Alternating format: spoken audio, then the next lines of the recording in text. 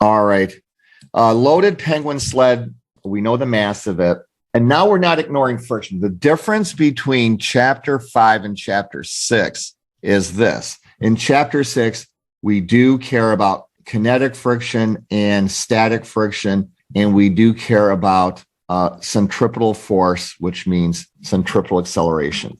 It says, what is the minimum magnitude of the force that will prevent the sleds from sliding down the ramp? So step number 1, free body diagram. You know that's where it begins. Here comes the free body diagram. I have one of those forces shown. So here's the weight force. Weight typically acts on the center of mass. The weight force typically acts on the center of mass. So this is what the weight force looks like. There's the center of mass, or I'm sort of saying there's where my center of mass, maybe a big dot to indicate the center of mass is right there. Okay. That's one. So now I'm showing two forces. Here's another force.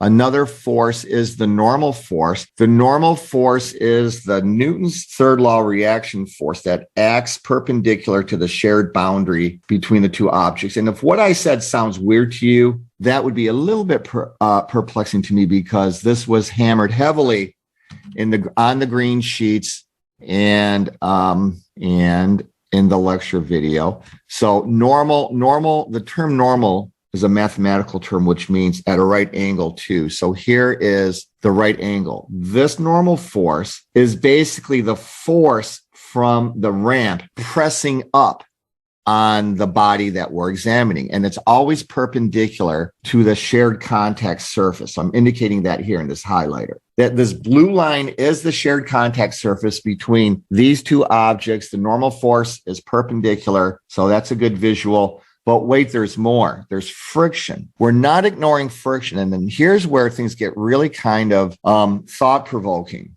All right, so I'm not going to ignore friction like I did in chapter 5. But what am I going to do with friction? Here are my choices. Am I going to deal with kinetic friction or static friction? And then once I figure out, is it kinetic friction or static friction? And then I have to worry about the direction. So this is like a inflection. This is a key point. Do I worry about kinetic friction? Do I worry about static friction? And then what's the direction? And then this is where you have to read the question. Again, part A, another read through for part A. This is the secret sauce in solving problems, is reading the question like umpteen times. What is the minimum magnitude of the force F parallel to the plane that will prevent the sled from slipping down? So I'm just going to read that over and over, slipping down. So, geez, this is pretty thought-provoking. Do I need to add a kinetic friction vector, or should I add a static friction vector, or maybe both? Then what's the direction? So here's my thought process. Well, if I'm pushing up on the penguin box, here's my goal. I want to start reducing my force F. I want to start reducing this force so that I just have the bare minimum force that prevents the sled from slipping down the plane. So this is my thought process. And I'm thinking, here's another breakthrough. I'm thinking the following. Maybe I'll start here. For part A, in this case, static friction helps me prevent penguin from sliding down ramp. And again, that's my thought process. I'm applying more than enough force than I need. So I'm going to back off. I'm going to diminish this force right here so that it, along with static friction, will prevent the penguin from sliding down the ramp. In this case, static friction helps me prevent penguin from sliding down the ramp, from moving, because it says will prevent the sled from slipping. All right. So the penguin is sitting there at rest. So this is what I'm going to do with friction. Friction is another force, and it's up the ramp. So to me, this is the most strenuous bit of thinking thus far. And I want to really make sure, okay, if I need to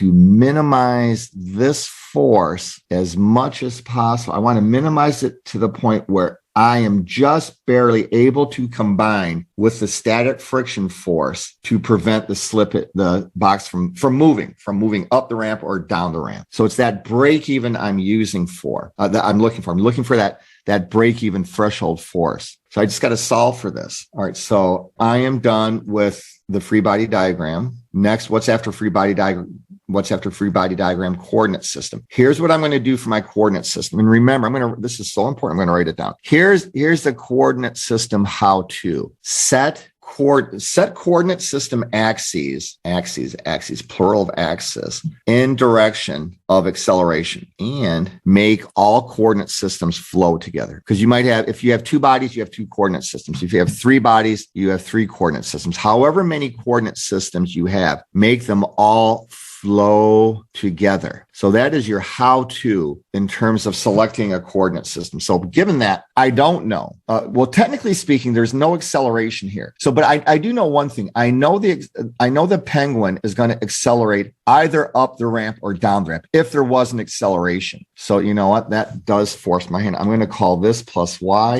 and I'm going to call this plus x, because I know one thing about x. The penguin, if there was acceleration, the acceleration would be parallel or lined up with this ramp. And if that's plus x, this is going to be plus y, because x and y are always perpendicular there. So that's my thought process. We're done with the coordinate system. Now we have to decompose vectors. So just staying committed to force analysis method, which you guys as future engineers and scientists, you love this. You must, or you will come to love methodology, rational methodology. So let's do the decomposition. All right. So here's me decomposing the one and only I only have one two-dimensional vector. It's the weight. All right. So there's this is the y component and this is the x component. And I know y and x are always perpendicular, which does make life easy, because that means I get to use right angle trigonometry to make it look aesthetically pleasing. So this is my right angle. Good. I better label this.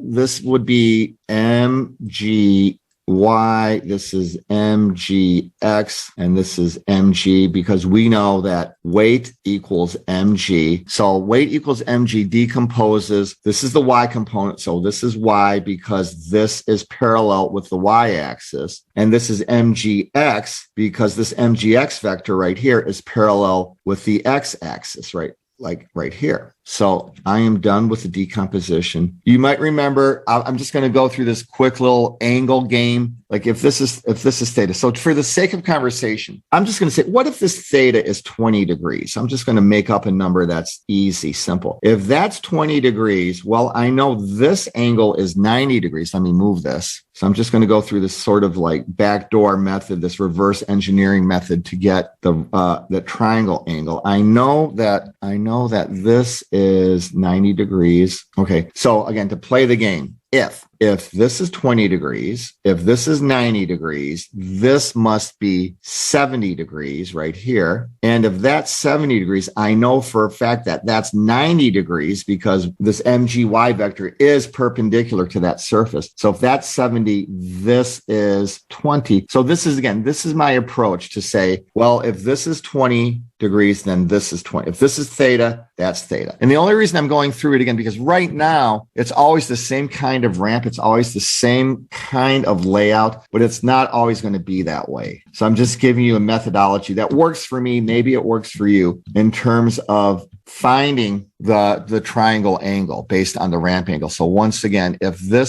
my ramp angle is theta, based on my ingenious approach, I can figure out, or I know that this is also theta. So done with decomposition. What's next? The X force inventory and or the Y force inventory. So step number 2, let's go with the X force inventory. X force inventory, in this case, says the sum of all X forces acting on the body, and the body is the penguin. There's only one body here. You might say there's two bodies, but there's only one body that's in scope for us, and that's the penguin in a box. So I have negative mgx, because mgx, as you can see from my visual, mgx is trying to pull the penguin down the ramp. Yes. Anything else? Yes, there is something else. Plus fs. Fs is trying to keep the penguin motionless along with F. So I have plus F. That's it. This is my inventory. This is my force inventory. All of those forces, negative mgx plus fs plus f, all of those forces collectively will produce this acceleration, mass times a sub x. So, and it does make sense. I mean, all this is,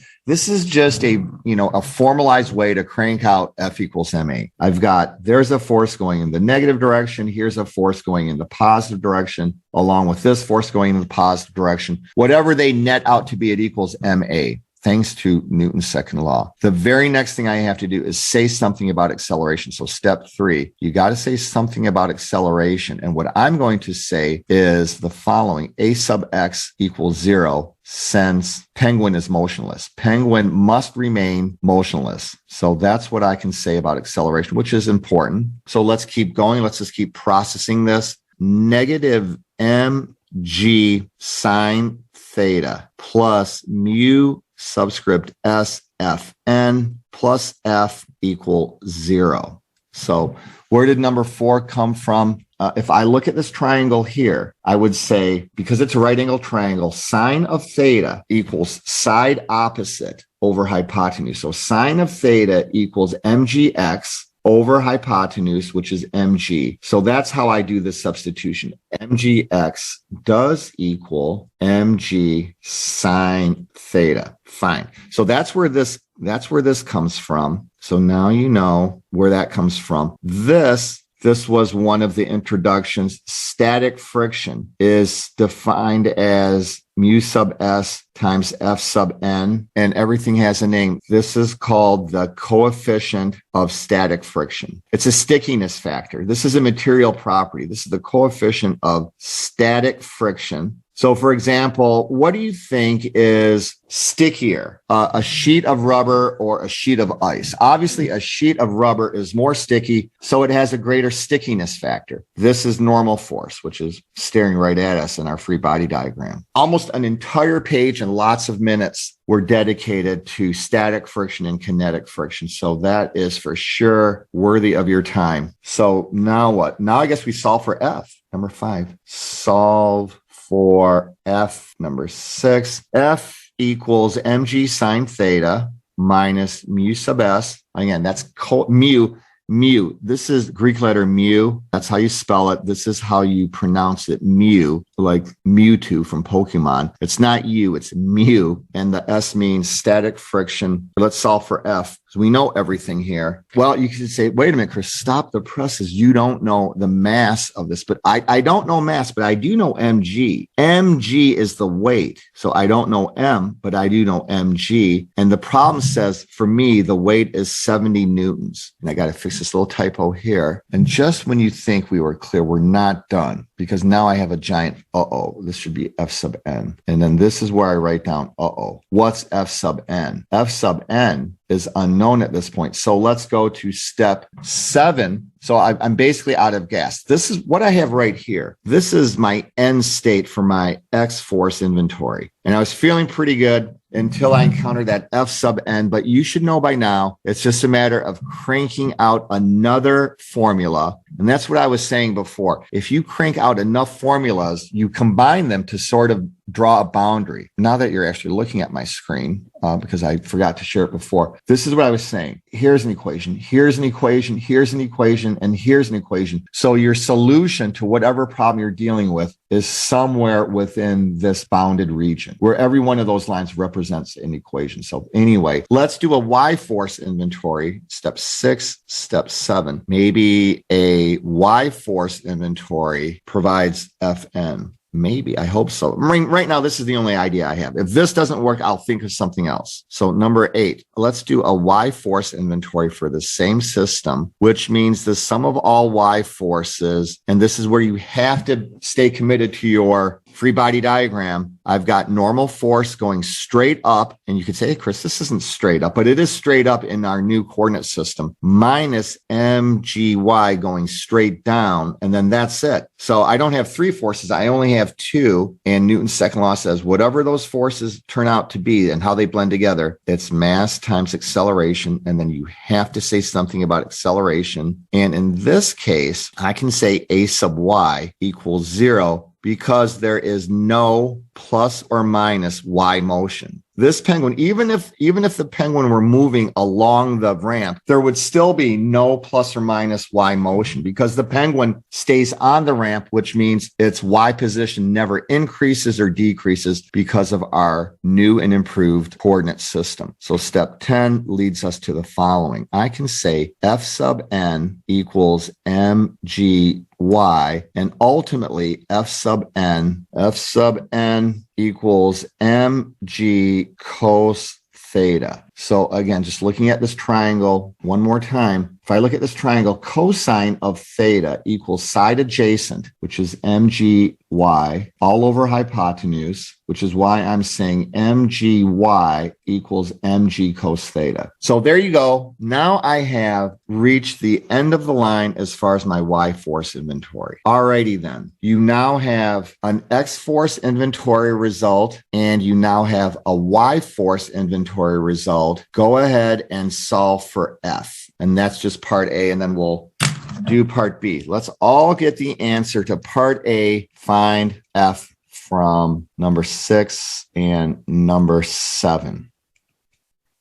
And when I do that, again, mu sub s is the stickiness factor. How sticky is that ramp? It's sticky to the tune of 0.284.257 newtons. This is the answer to part A. We are completely done. Part B and C are going to be equally thought-provoking. So part B is saying the same thing, except with one difference. Part B, what is the minimum F? Again, so once again, we're after the minimum F. However, check out what part B is saying. That will start the sled moving up the plane. I'm going to clear some of my free body diagram because now instead of finding the minimum F that prevents the sled from slipping down the plane, now the challenge is finding the minimum F that just barely starts the sled moving up the plane. So we're looking again for this breakthrough, this sort of break-even F. So let me get rid of some stuff here because we can reuse.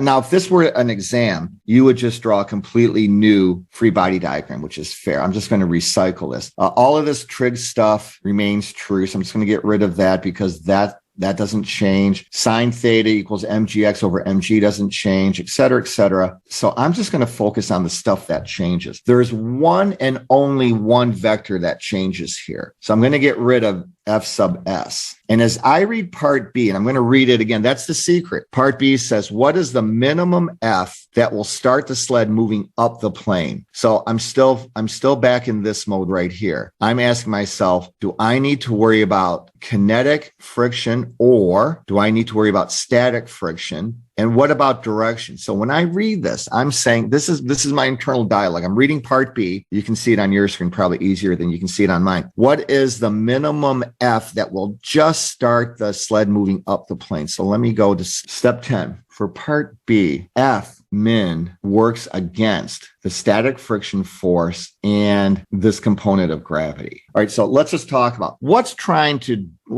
pull this box down. What's trying to pull this box down? MGX. MGX is trying to pull this box down. Okay. What else is trying to pull this box down? Well, think about it like this. I'm applying some force. I'm applying this force right here, this F force. And my goal is just to keep growing the force. I'm going to keep increasing the force until I get movement. So before I reach that point, before I reach that magical force value, I am fighting MGX, which is trying to drag me down, and static friction. Think about it like this. I'm trying to exert. So this is me. I am trying to push the box up the ramp. And what does static friction do? Static friction tries to resist a change in motion. So this is what static friction looks like that. That's static friction. So this is literally the conversation that's going on in my head, but this is up the ramp. So again, remember the role of static friction. Static friction, F sub S.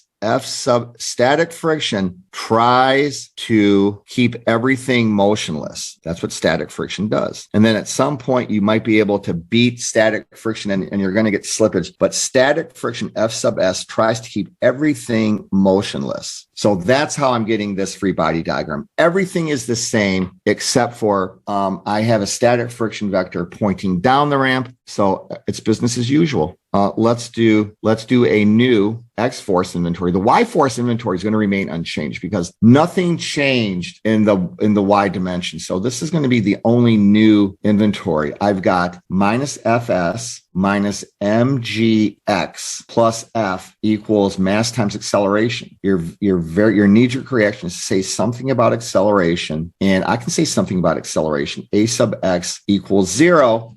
Is it true? Because what is the minimum F that will just start the sled? And you might say, hey, Chris, it's not 0 because the force has moved the box. You have grown this force so much that the box is moving up the ramp, but we are looking just at that break-even point. We're looking at the boundary between this force being not quite great enough versus great enough to move the box. So we're looking right at that inflection point, right at that threshold, which is why I'm saying A sub x equals 0. Box is at rest at this threshold, at the threshold. Now, if you punch through the threshold, then the box starts to move. I'm operating on the assumption that this force vector, this force right here, just reaches the value it needs to reach so that it will overcome mgx and fs to start the box moving. So right at that boundary, you could say the acceleration right at that point is infinitesimally small. So infinitesimally small, or you could say it's 0 right up to that point. Probably the right way to say it is, as soon as I hit this magical threshold with this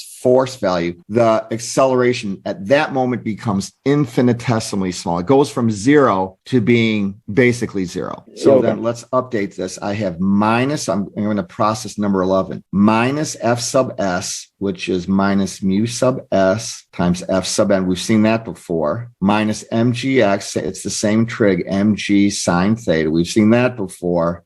Yes, plus F equals 0. And then I guess we can say, again, there's that F sub N. F sub N is found in number 11. So we did the work. We already did the work to find F sub N. So it's the same thing. This is the algebra time. This is my new X force inventory. So I'm going to combine this with this, and this remains the same. Nothing changed in the Y dimension. So I'm just going to go ahead and combine number 11 again. This should have been down here. Find F from number 6. And I should have this should be number 11 and number 11. So just let me fix that. So you're going to use number 13 and number 11 to find F. So let's find out what kind of force is needed to just almost barely get the penguin moving up the ramp. And that's the answer to part B. Part C is different. Well, they're all different. B is different from A and C is different from A and B.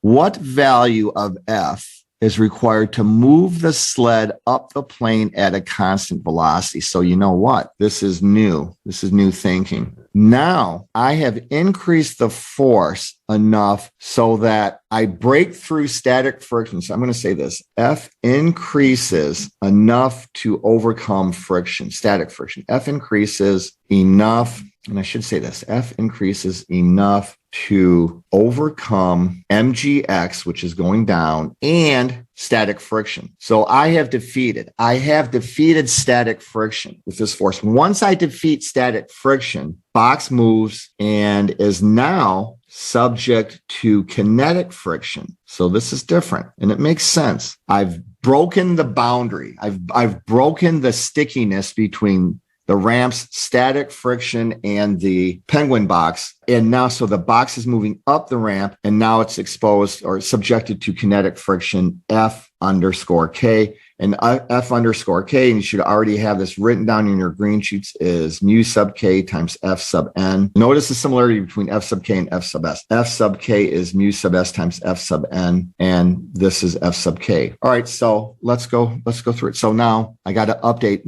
nothing changes in the Y dimension. So I'm going to erase my static friction force. And now I got to think. This is the thinking part. This is where you ponder. So there's lots of opportunity for pondering when you do these problems. If I've increased my force enough to overcome mgx, and which is pulling me down, and static friction was preventing motion, the box now starts to move up the ramp. So I'm going to indicate that my box now has a velocity. My velocity is now up the ramp because I've broken through static friction, but this is how I'm going to draw my kinetic friction vector.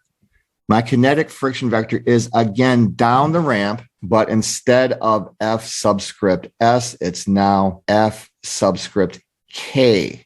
And one great thing to remember about kinetic friction, F sub K, kinetic friction always opposes velocity. So if the velocity is going up the ramp, the kinetic friction is going down the ramp. And another good thing to note, F sub S always opposes velocity tendency. So for example, if I was pushing in part B, I was pushing up the ramp, and basically, I was just about to start the box moving up the ramp, which means it would start to have a velocity up the ramp.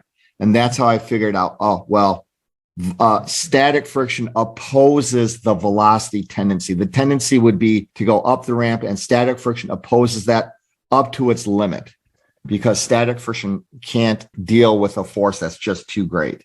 So these are two good statements. Let's do another X force inventory, number 18. All right, so here's my new X force inventory. The Y force inventory is completely unchanged. I just have sum of all the X forces. And then this is where, again, the free body diagram is critical.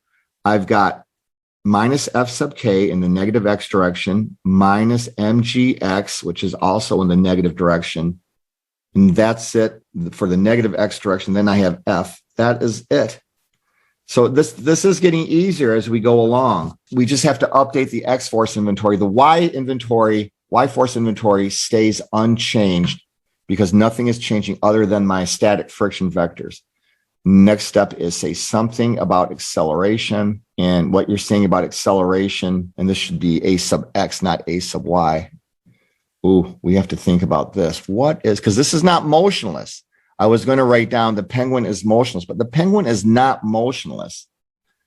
The penguin is moving. So I can say this. I'm going to say acceleration equals dv dt, or macroscopically, you could say delta v over delta t equals 0 because velocity is constant. The problem indicates velocity is constant. So the box is moving, but just because the box is moving doesn't mean it's accelerating. In fact, in this case, it says the box does move, but it's not speeding up or slowing down. So I do know that acceleration equals 0. That's a big deal. Step number 20, here it is. Here's my X force inventory for part C, minus mu sub K times F sub N minus mg sine theta, looking very familiar, plus F equals 0 again. And we know for the umpteenth time, no, we're good. We're good. I'll say use number 20 and back to number 11. The normal force has never changed because nothing in the Y dimensions have changed. Use number 20 and number 11 to find F. This is the force that's pushing the box up the ramp at a constant rate. If I do this, let's see, I have a new coefficient. The coefficient of kinetic friction is 0.170. So note that for sure is different. Why is it that I can apply a smaller force to move the penguin up the plane than it took me in part B? In part B, I had to apply a huge force to overcome static friction. But in part C, I can see once I overcome static friction, I can back off. I don't have to apply 41.3 newtons anymore. I can apply 34 to keep it moving. That is, again, once I break through static friction. This is the answer to part C. So we are done with A, B, and C.